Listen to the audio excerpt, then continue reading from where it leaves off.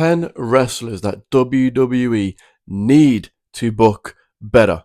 Now, before I even get to this, obviously, there are way more than 10 people that they need to book better. You could argue the entire roster they need to book better. In fact, you can quite comfortably say the entire roster they need to book better. But for this video's purposes, we're going to just do 10. The 10 that I feel deserve it the most and the most underutilized. We're going to start off straight away. We're going to get into it. AJ Styles. Now, I know he's got an IC title match coming up, but that means nothing. Anyone can get a title match these days. Goldberg can come back and get a title match for no reason. So it means nothing. AJ Styles is still AJ Styles. Still one of the best in the world. He's still AJ Styles. Everything he's done in his career. Even in WWE, SmackDown Live days, 2016, 2017, the feud with John Cena, the feud with Dean Ambrose. All the good work he did with that title back in the day.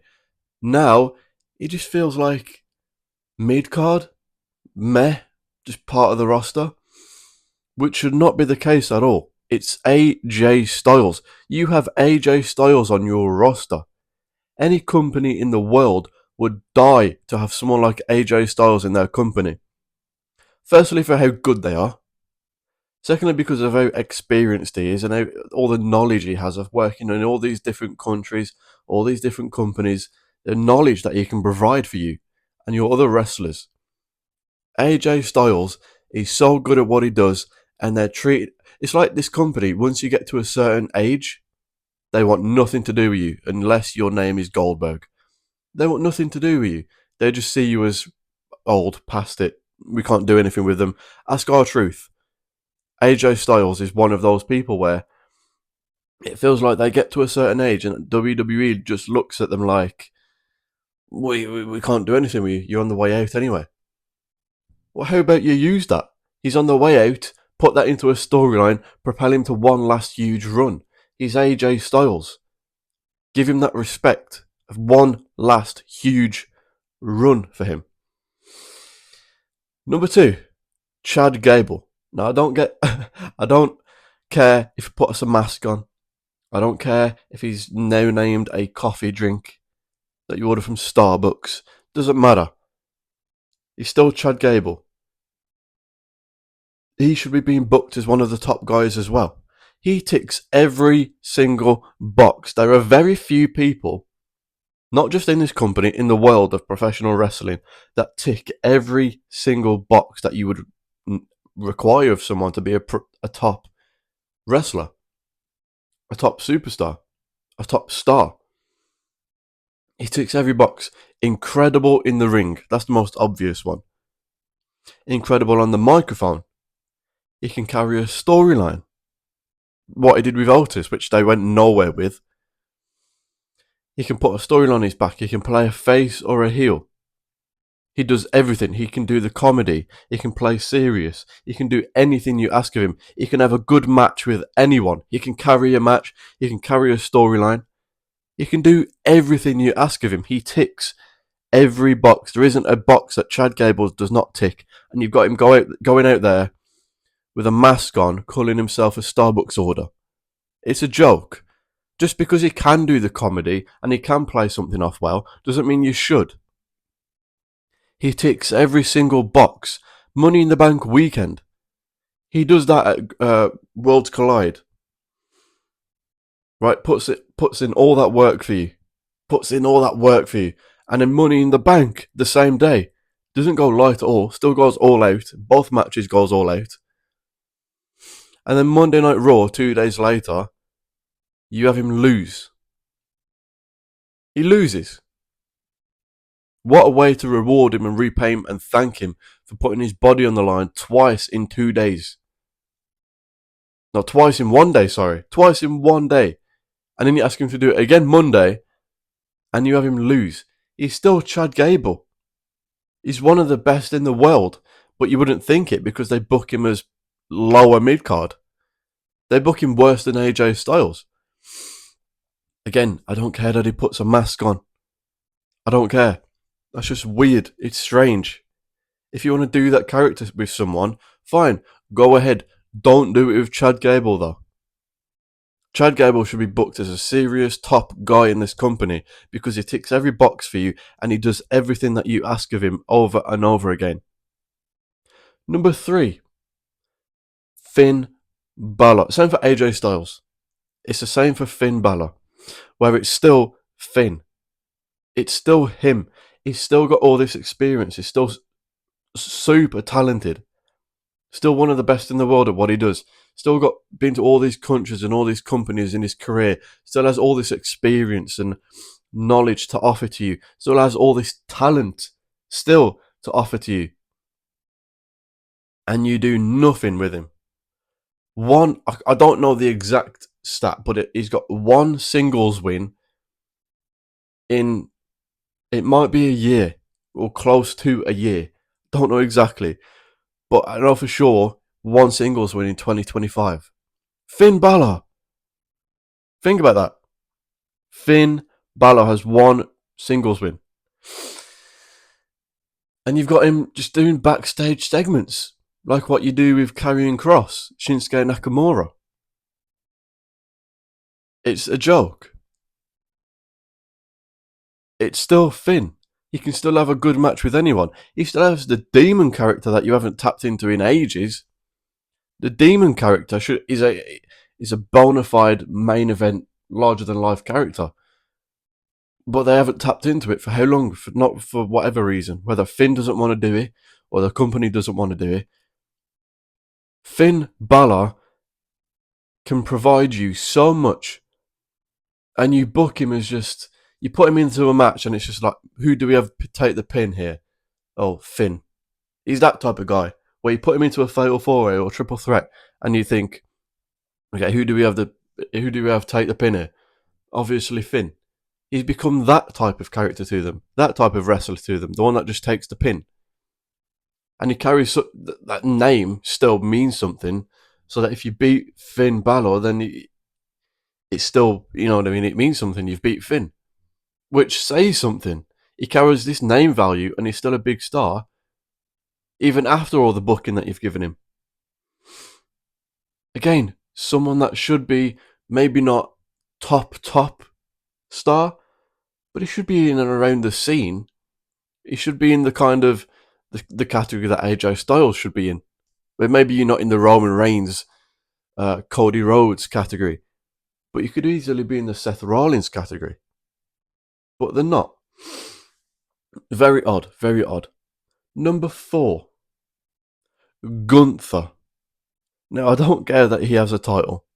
I don't care that he has a title, or that he's had a title for 99.999% of the time he's been on a main roster. That should be the case.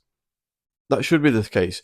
He's the only dominant heel that they've got. But they don't book him as such. Triple H, especially, does not know how to book Gunther. Vince booked Gunther better, even though he changed his name. Triple H has no idea how to book Gunther. I think he's booked him properly once, which was when he beat up Jimmy Uso in front of Jay, who was tied up. Once. WrestleMania. Taps out in 8 seconds to Jey Uso after a awful, terrible, lackluster build-up to WrestleMania. Gunther should have been at WrestleMania with John Cena. If he lost to John Cena at WrestleMania, he would lose nothing. He lost to John Cena, who's won his 17th record-breaking title. He'd lose nothing. But he has a boring, lackluster feud with Jey Uso just to tap out in 8 seconds to him at WrestleMania. The worst possible booking you could have given to someone like Gunther. Gunther shouldn't be tapping out to someone like Brock Lesnar. Never mind Jey Uso. So you do that, and then your way to rectify that, make up for that, you realise you messed up. Okay, what shall we do? We'll have him in a feud with Pat McAfee, a commentator, because that will show his dominance. That will really show how dominant he is. That will really show people that this person means business. He's beating up a commentator. Wow. Put the old locker room on notice. He beat up Pat McAfee. And then they get to the match and he doesn't even destroy him. Gunther takes most of the match, yeah, but Pat McAfee still gave him a challenge to the point where Gunther paid him respect after the match. What are we doing? That is the worst possible way you could have made up for WrestleMania. He has a competitive match with a commentator and then shows him respect after the match. He's a heel. Your only dominant badass heel at the top. Your only. And you book him like that, paying respect to a commentator because he gave him a good challenge. That's what we're doing with Gunther in 2025. It's stupid. I know he's got the title back. Now he's got the title back and he's being put into something with Goldberg, who can't even walk. And we're supposed to believe that realistically, Gunther is afraid and backing off from a crippled Goldberg on Raw. Backing off from him. Scared of him.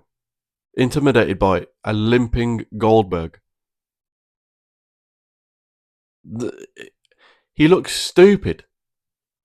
Gunther should be a dominant heel. The thing he did with Jimmy Uso in front of Jay, we should see that type of Gunther. That should be him. That should be him permanently. That should be his character. He should always be doing things like that. Then it's fun. Then it's entertaining. Then he's got something to him. He's a dominant, evil heel, which is what he should be. Not paying respect to a commentator. It's disgusting. Number 5. L.A. Knight. Yeah. L.A. Knight. I mean, obviously, LA Knight deserves better booking. Again, some of the biggest pops every week. Every show he's on, he gets, if not the biggest pop, the second biggest pop of the night. No matter what position he's booked in, he still gets the biggest pop, the biggest reaction when his music hits. Which is saying something, because they've booked him horrendously. They've booked him to look like an idiot. They've booked him to lose most weeks. They've booked him in nothing fun. They put 2 titles on him, which meant nothing. He lost it after a month, give or take. Neither were fun. They didn't give him anything in either of them. Just a Shinsuke match. Lost it to Jacob Fatu. At least he lost it at WrestleMania. But they don't give him anything. And he's still the top. His merch is still up there. He still gets one of the biggest reactions every week. Even after everything you've done to bring him down, because he's not a Triple H guy. He calls out his booking. Triple H is never going to book you right if you do that. But if you're related to The Rock, if your name is Jey Uso, sure, go ahead. Then booking is based on crowd reactions. Then booking is based on the pop that you get. Then booking is based on singing along to a theme song. Right? That's the reason Jey Uso got the Rumble win. Won at WrestleMania. Because of crowd reactions, right? There's nothing else. It's not because of his in-ring skills, his mic skills. No. Because he has a catchy theme song. And he gets a good reaction from the crowd. Well, LA Knight has had nothing for years, and he still gets a bigger reaction than Jey Uso, and he doesn't need a catchy theme song. So why does LA Knight not get a Rumble win? It's a joke. Number 6. Io Sky. Now, obviously, same for Gunther. She has a title. Doesn't matter though. Her booking is not good enough. Do you know how many title defenses she's had since WrestleMania? Is it 1? I think it's 1, right? 1 since WrestleMania. They don't book her on PLEs. They don't put her in storylines. They don't put effort into her character or things she's involved in. It's like they put titles on people and they just go, oh, no one can say that we're booking them badly now because they've got a title. LA Knight, Shinsuke, Io, Gunther. No one can say anything bad about what we're doing to this person. No one can say anything bad about their booking because we've put a title on them, so they can't complain. That's what they do. Put a title on Io so no one can complain about us not putting effort into her character or her booking. Put her into a big storyline with someone. People love her. She's really fucking good. One of the best in the world for the women. She absolutely is. They don't do anything with her. Putting a title on her does not count. They put a title on Shinsuke. What did they do with Shinsuke? Shinsuke I don't even have on this list because that he's beyond gone. Even if you start booking Shinsuke properly, it's too far gone. It's too far gone. You've booked him that horrendously for so long. He's unsavable. But Io is still incredible at what she does. They don't give her anything. They don't give her any storylines. She's a champion. Book her in interesting things. Number 7, Karrion Kross. Probably the most obvious one in this video. Karrion Kross. Again, it's one of those where it's only based on crowd reactions if you're related to The Rock, if you're Samoan, if you're related to the bloodline. Because if you get good crowd reactions, but you're not going to get anything. If you get over on your own, forget it. You're not getting anything. You're going to get released, if anything. If you get over on your own without Triple H booking you in a position where you start to get a better reaction, if you get over on your own, you're getting nothing. LA Knight, Karrion Kross, and others. You're not going to get anything. He's going to punish you, if anything. He's going to have you backstage segments every week. Most of the time it's in an ad break that most people don't see. He's going to have you on main event every week. Some weeks you'll win, some weeks you'll lose. You won't have a match on a Raw. You won't put into a storyline or anything. Getting over on your own is an instant way to get punished and eventually released, which is going to happen to Karrion Kross. Karrion Kross is going to lose to Sami Zayn and then he's going to get released. That is exactly what's going to happen. He's got Scarlett with him. He's got all these fun ideas. He's got the look. He puts all this effort into his character work and they give him nothing. Number 8, Seth Rollins faction. Now, I've kind of cheated a bit here. It is a faction and not a single person, but this faction does not work for me. You've got Paul Heyman with Seth, which is the least chemistry between two people I have ever seen in my life. Paul Heyman is usually with the top guy, right? If Paul Heyman's with someone, you know that they're the top of the company. They're involved in a big storyline or something big, or they're going to be involved in something big. Brock Lesnar, Roman Reigns, CM Punk. Seth Rollins, Paul Heyman has never felt more irrelevant. Less of a star, less of a big name. Paul Heyman has never felt less relevant. He just feels meh. He just feels like a part of the show. He's Paul Heyman. And he's with Seth, and it doesn't look right. It doesn't feel right. Seth Rollins has still got the same babyface theme song. He's a heel, but people are obviously going to sing along to his theme song, but then they're going to booing him, so that doesn't work. You've got Bronson Reed taking a pin already to Jey Uso. You've got Bron Breakker who's being booked as a beast, but an idiot, like a beast without a brain, which can only get you so far without it being just stupid. This faction, I mean, he turned heel at WrestleMania, main event night 1. Paul Heyman turned on CM Punk, turned on Roman Reigns. Think about that. Paul Heyman betrayed Roman Reigns in one of the main events of WrestleMania to align with his biggest enemy, Seth Rollins. Huge, right? Gone nowhere since. Feels very meh. Feels boring most weeks. Seth Rollins' music hits and it's like, oh, here we go. Here we go. Last week he just comes out and holds up his briefcase. Means why? Paul Heyman. Let me just show you the perfect example of how this company does not make sense. Paul Heyman, a few weeks ago, told Sami Zayn, I have the power that if you go to Raw, I can make sure that you have a title match. Or SmackDown. If you go to SmackDown, I can guarantee that you get a title match with John Cena. I can guarantee it. I have that power in this company. Okay.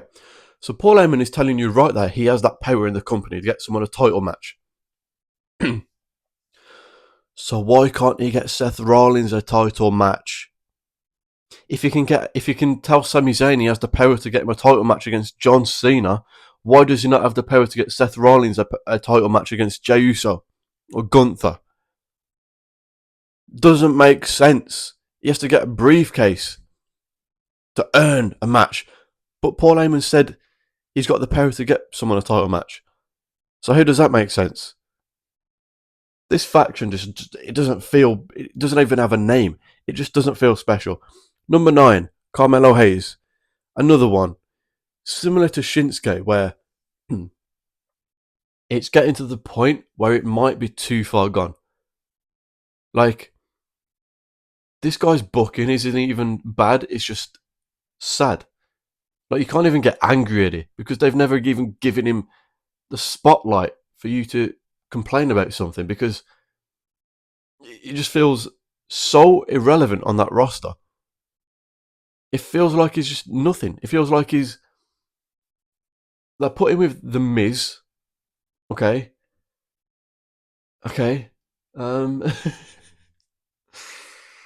Right.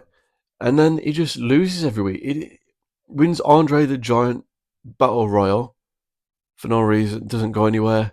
Doesn't lead to him getting a push. I don't even know what to say about Carmelo Hayes.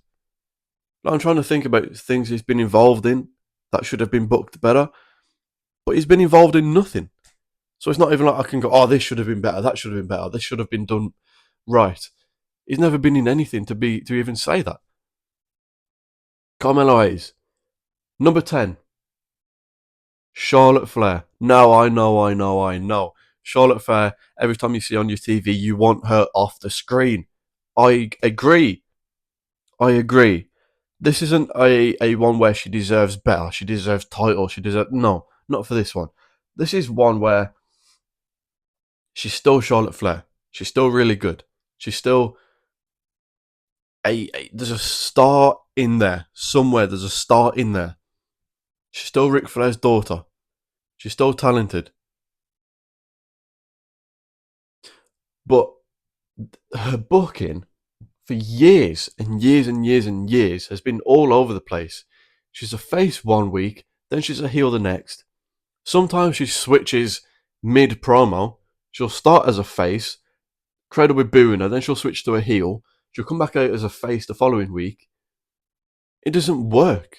There's a star in there somewhere that we could all get behind. Roman Reigns, a big dog.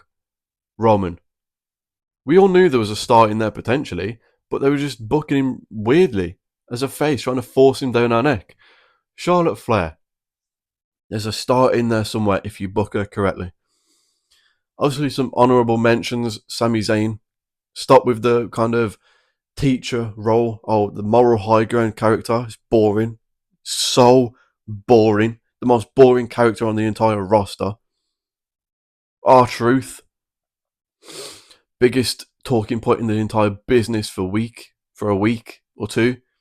And they just have him come out and beat up John Cena a little bit. Title match with John Cena that he's going to lose again. Okay. Dominic Mysterio, again, another champion that they do nothing with. Put a title on him and they can't complain. Rhea Ripley, again, someone that does get the world, but shouldn't. So book her better in a way that book her less. And don't make her a crybaby, babyface. That doesn't work. Anyway, that'll do it. There's so many people on the roster that I could go through. Maybe I'll do a part 2 of 10 more, but that's the 10 that I feel deserve it the most or should get it the most. Let me know some other names that you can think of. Like and subscribe.